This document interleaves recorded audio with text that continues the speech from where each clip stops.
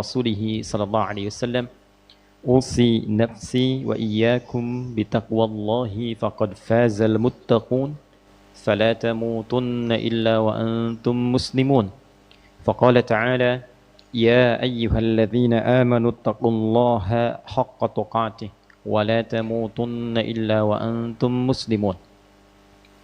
Hadirin jamaah Jumat rahimani wa rahimakumullah. Semoga Allah merahmati kita, melimpahkan kasih sayang tak berhingga kepada kita hingga kita kembali kepada Allah Subhanahu wa taala dalam keadaan diringankan hisabnya untuk mendapatkan rahmat Allah Subhanahu wa taala di akhirat kelak insyaallah. Kita bersyukur pada Allah Subhanahu wa taala diberikan kesempatan hingga detik ini untuk berkehidupan, beriman dan membuktikan keberimanan kita dengan menunaikan ibadah Jumat berjamaah. Semoga Jumat kali ini diberkahi dan dijadikan oleh Allah Subhanahu wa taala sebagai Jumat terbaik di antara sekian Jumat yang telah kita tunaikan. Hadirin, tanpa terasa Jumat ini menjadi Jumat terakhir di bulan Dzulqa'dah, bulan ke-11 tahun 1445 Hijrah. Bukan sekedar Jumatnya, boleh jadi juga akan mengantarkan kepada penanggalan terakhir di bulan ini yang akan mengantarkan kita kepada awal di hari baru, bulan baru, yaitu bulan Dzulhijjah 1445 Hijriah. Ada catatan menarik dari Al-Imam Al-Bukhari yang dicantumkan dalam kitab sahih beliau, nomor hadis 969, yang catatan ini tersambung pada riwayat hadis sahih dari sahabat utama Abdullah bin Abbas radhiyallahu taala anhuma. Dari Nabi sallallahu alaihi wasallam satu kali beliau bersabda demikian, "Ma min ayyamin al-'amalu salihu fihinna ahabbu ila Allahi ay min hadhihi al-ayyam al-'ashr." Qala aw qila ya Rasulullah wala al-jihadu fi sabilillah. Faqala Rasulullah sallallahu alaihi wasallam wala al-jihadu fi sabilillah illa rajulun kharaja bimalihi wa nafsihi wa lam yarji' min dhalika bi syai'. Rawahul Bukhari.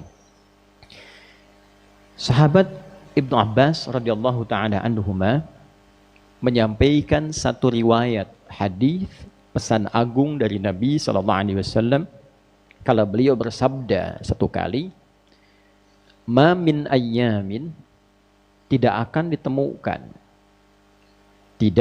ditemukan perjalanan hari-hari, al-amalu salihu fihinna, saat amal soleh yang dikerjakan di hari-hari itu, ahabbu ilallahi, naik status menjadi sangat dicintai oleh Allah Subhanahu wa taala. Jadi bila kita menunaikan salat di luar hari-hari itu, salat kita benar secara rukun, ikhlas ditunaikan, maka berpeluang salat kita diterima oleh Allah dan mendapatkan pahala, bekal untuk dibawa pulang ke akhirat. Tapi belum tentu salat kita dicintai oleh Allah. Membaca Al-Quran di luar hari-hari ini boleh jadi dengan keikhlasan mendapatkan peluang pahala. Satu hurufnya 10 kebaikan.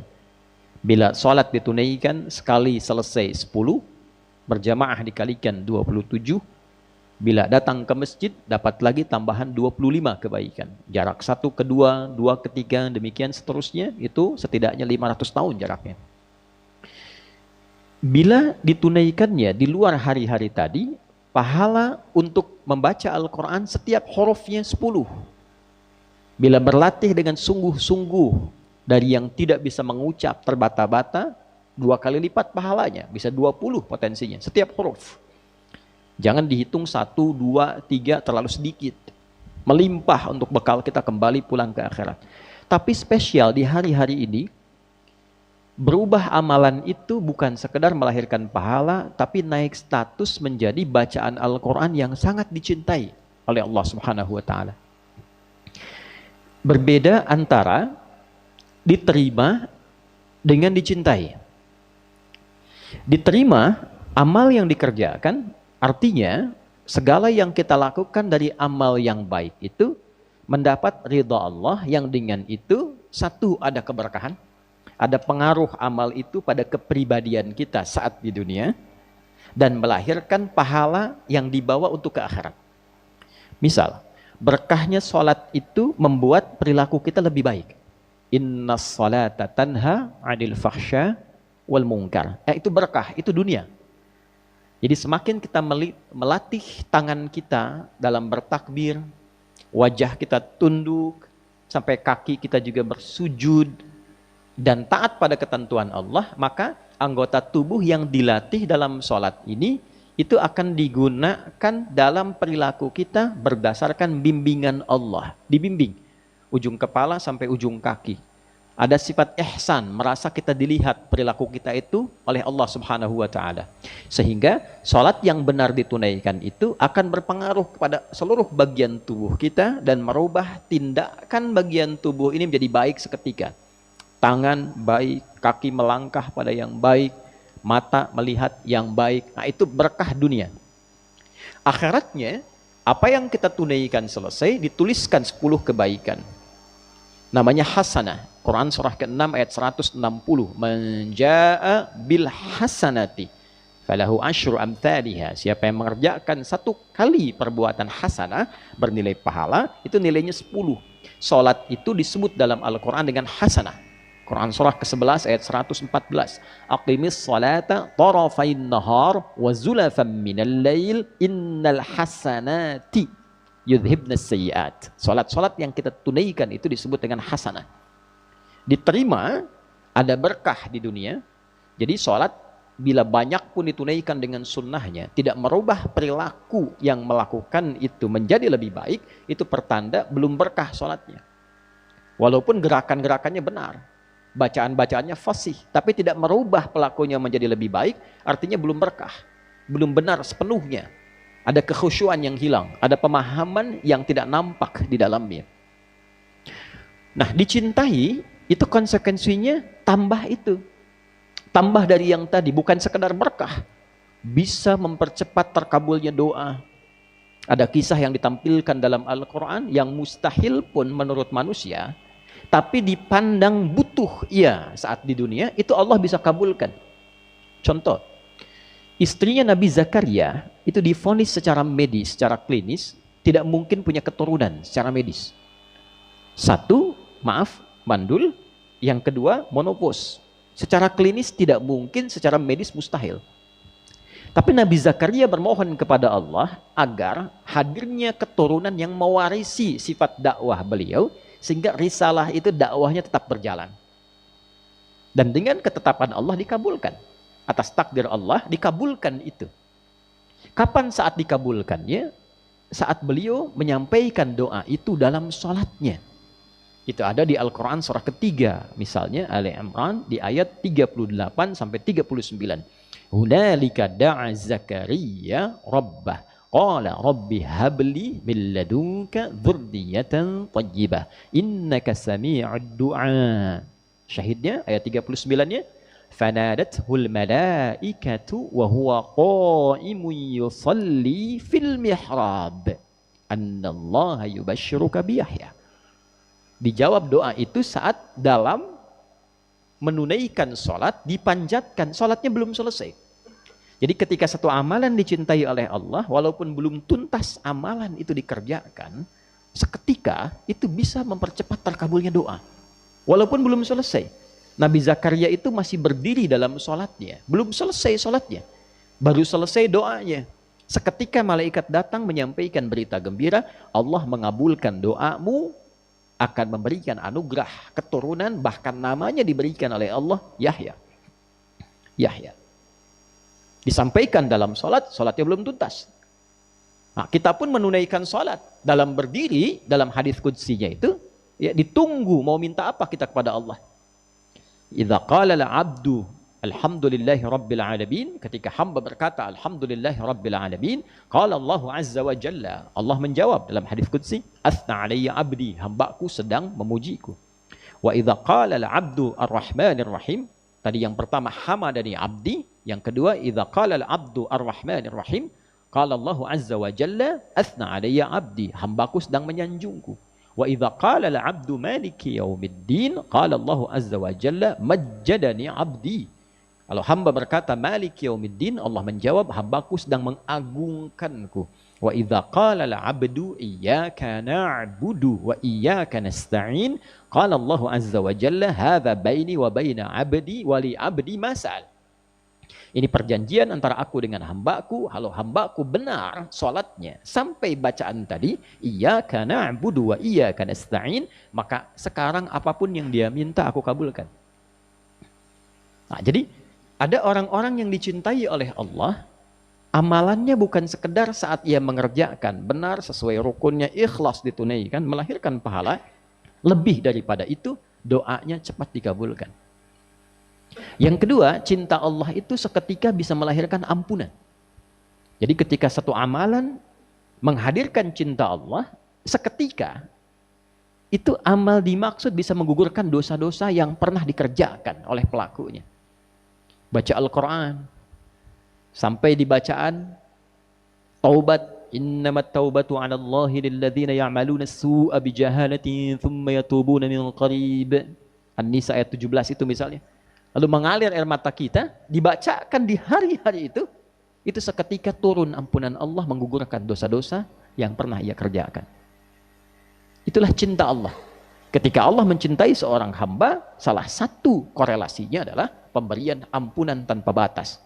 Quran surah ketiga Ali Imran ayat 31 misalnya. Qul in kuntum tuhibbunallaha fattabi'uni yuhibbukumullahu wa yaghfir lakum dzunubakum. Ketika Allah mencintai seorang hamba yang diberikan oleh Allah, wa yaghfir lakum dzunubakum, dan mengampuni dosa-dosa yang kalian pernah kerjakan, maka cintanya turun berupa rahmat. Nah, ketika rahmat disebutkan dalam Al-Quran, ternyata di Quran surah 39 Az-Zumar ayat 53 itu beririsan juga dengan ampunan dari dosa yang begitu banyak melimpah. Qul ya ibadiyalladzina asrafu ala anfusihim la taqnatu min rahmatillah. Katakan Muhammad, hai hamba-hambaku yang merasa banyak berbuat dosa dalam hidupnya dan berlebih dosanya terlampau banyak, jangan simpulkan tak ada ampunan. Kata Allah, jangan putus asa dari rahmatku. Ketika rahmat diberikan dari cinta Allah, innallaha yaghfirudz dzunuba jami'a. Seluruh dosa yang kau kerjakan, aku ampuni, kata Allah. Jadi ketika cinta diturunkan, ketika cinta dihadirkan, maka doa cepat dikabulkan, dosa diampuni, dan anugerah datang begitu berlimpah. Hari-hari itu tibanya di 10 hari pertama di bulan Dzulhijjah, min hadzal ayyamil 'ashr, yaitu 10 hari pertama di bulan Dzulhijjah. Seorang sahabat mengkonfirmasi, walal jihadu fi sabilillah, ya Rasulullah, bagaimana status jihad fi sabilillah? Apakah mengungguli juga 10 hari di awal Dzulhijjah ini? Semua amal saleh yang dikerjakan 10 awal Dzulhijjah ini, kata Nabi, walal jihadu fi sabilillah, bahkan jihad fi sabilillah pun tak mampu menandingi amal saleh di 10 hari pertama bulan Dzulhijjah ini, illa kecuali satu saja jenis jihad. Nah, jadi jihad ini ada banyak tingkatan. Ya, jihad orang tua, suami mencari nafkah demi istri, itu jihadnya. Istri merawat anak-anak, itu jihad. Dari mengandung, melahirkan, itu jihadnya. Ya. Guru mengajar pelajaran agama ikhlas supaya anaknya yang dia ajar itu dekat dengan Allah, itu jihad. Anak belajar masuk sekolah di sini, belajar supaya kenal Allah, taat pada Allah, itu jihad. Bahkan turun ayatnya dalam suasana jihad. Quran surah 9 ayat 122. Saat banyak orang berjihad ke medan perang, medan militer, fisik, bela negara, bela bangsa, bela agama, saat yang bersamaan turun ayat yang mengklasifikasikan jihad itu pada 2 nilai yang setara. Jihad yang dengan menggunakan fisik itu sama dengan jihad menggunakan pena. Wa ma kana al-mu'minuna liyanfiru kaffah. Tidak harus semua orang beriman pergi berjuang ke medan tempur semua, mengangkat senjata. Indonesia berada dalam ancaman, misal keluar resolusi jihad, keluar, kita bela itu dengan niat ibadah. Nah, itu bagian kewajiban dari agama kita. Bela bangsa, bela negara dengan niat kita beribadah pada Allah Subhanahu wa ta'ala, berbakti pada negeri, mengabdi dengan niat ibadah kepada Allah. Itu bagian dari agama. Nah, saat hal itu kemudian terjadi, nah, tidak semua keluar. Ada sebagian yang dia berjihad dengan penanya, dengan jurnalistiknya, dengan diplomasinya, dengan ilmunya. Sehingga ada keseimbangan antara di lapangan dengan nilai-nilai diplomatis. Nah, itu setara nilainya. Falaula nafara min kulli firqatin minhum ta'ifah liyatafaqahu fid din wa liyunziru qaumahum idza raja'u ilaihim la'allahum yahdharun. Ada sebagian kelompok orang itu mendalami agamanya, mengkaji lagi, menanamkan spirit, sehingga ketika prajurit-prajurit berjuang di medan laga, ia mendidik masyarakat-masyarakat itu untuk siap juga berjuang dengan ilmu yang sama, dengan semangat yang serupa. Itu sama nilainya. Tapi yang ini yang tak bisa ditandingi adalah orang yang berjuang dengan hartanya, kharaja bimalihi wa nafsihi, dan dengan jiwanya, fisiknya, walam yarji' min dzalika bisyai', dan tidak membawa apapun kembali lagi dengan kedua hal tadi. Dia wafat, syahid. Karena itu berbahagia bagi Anda yang mengenakan seragam kebesaran, seragam bela bangsa, bela negara, dan niatkan untuk ibadah. Ketika ada panggilan bertugas sesuai ajal, misalnya wafat, itu diniatkan ibadah, syahid statusnya. Statusnya syahid dan tinggi itu nilainya. Ya, kita berbangga ini pakaian tentara kita itu hijau-hijau. Di surat Al-Kahf itu ada disebutkan orang berpakaian hijau-hijau diberikan anugerah melimpah oleh Allah di surga. Wa yalbasuna thiyaban khudra. Dia menggunakan pakaian hijau, diapresiasi dengan gelang-gelang emas, baju kehormatan, dan dipersilahkan menikmati hasil perjuangannya, tak ada lelah lagi, kesejahteraan bertambah, nikmat. Nah, itu diantara perjuangan. Nah, tidak ada tuntutan itu, maka Allah hadirkan semangat untuk meningkatkan amal saleh. Ramadan berlalu 30 hari. Setelah itu kadang kembali lagi ke asal mula. Mata melihat yang kurang baik lagi. Pikiran berpikir yang tidak baik lagi. Saat Ramadan tidak bertikai, setelah Ramadan saling bertikai. Sama muslim mencela, sama muslim menjatuhkan. Ya. Selesai Ramadan, korupsi marak lagi. Maka dihadirkan lagi untuk mengingatkan 10 hari. Seperti halnya orang-orang yang berhaji mendapatkan mabrur dari kata birrun, merubah menjadi lebih baik. Maka yang tidak berhaji diberikan kesempatan 10 hari berlatih beramal. Yang bila dikerjakan, amalan itu naik status dicintai oleh Allah Subhanahu wa ta'ala, yang dengan itu berpotensi doa cepat dikabulkan, dosa diampuni, perbuatan berubah jadi baik, dan bila sudah baik, mudah bagi Allah menitipkan apapun yang bisa kita jadikan sebagai bekal ibadah. Kalau ilmu, cepat diberikan. Kalau harta, cepat didapatkan. Kalau kedudukan, tidak perlu diraih dengan sogokan.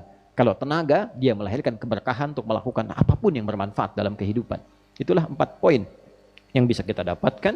Dan sebagai penutup, bila ingin melakukan satu amalan dan mengumpulkan jenis-jenis kebaikan, amal saleh, maka diantaranya ada amalan berupa puasa. Puasa bisa dilakukan dari hari pertama, bisa berturut-turut sampai hari ke-9. Hari 1, hari kedua, hari ketiga, demikian sampai hari ke-9. Hari ke-10 itu sudah hari raya, haram hukumnya puasa.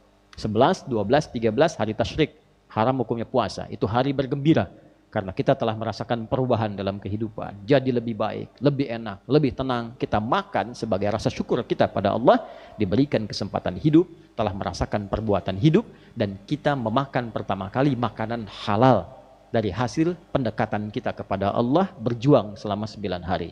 Mendekat untuk jadi lebih dekat, lebih mudah dikabulkan doa, lebih mudah untuk ibadah. Bahasa Arab dia disebut dengan kurban. Maka kita berkorban dalam arti berusaha mendekati Allah Subhanahu wa ta'ala dengan amal soleh kita. Maka siapa yang mampu berturut-turut boleh 1 sampai 9 hari. Siapa yang ingin tanggal 1 puasa, tanggal 2 istirahat, tanggal 3 puasa, boleh. Ya, silahkan karena redaksinya memperbanyak. Yang belum pernah puasa, 1 pun bisa banyak. Kalau sulit menunaikan, maka setidaknya tunaikan tanggal 9-nya. Dikenal dengan puasa Arafah, yang di Mekah wukuf berhaji, yang tidak berhaji puasa. Sama-sama merenung, sama-sama istighfar, sama-sama mengoreksi diri. Itulah sebabnya puasa Arafah bisa menggugurkan dosa yang pernah dikerjakan setahun yang akan berlalu, telah berlalu, dan juga mencegah setahun yang akan datang. Dosa-dosa kecilnya hilang, mencegah bukan berarti menjamin dosa setahun itu hilang, tidak. Mencegah kita berbuat dosa dari hasil perenungan dalam konteks kita ibadah di hari itu. Semoga kita diberi kekuatan untuk memuliakan 10 hari pertama di bulan Dzulhijjah yang akan kita songsong insya Allah. Bila tidak ada perubahan, esok hari akan kita masuki. Dan tahun ini bila tidak ada perubahan akan bersama-sama Idul Adhanya di Indonesia tanggal 10 Dzulhijjah.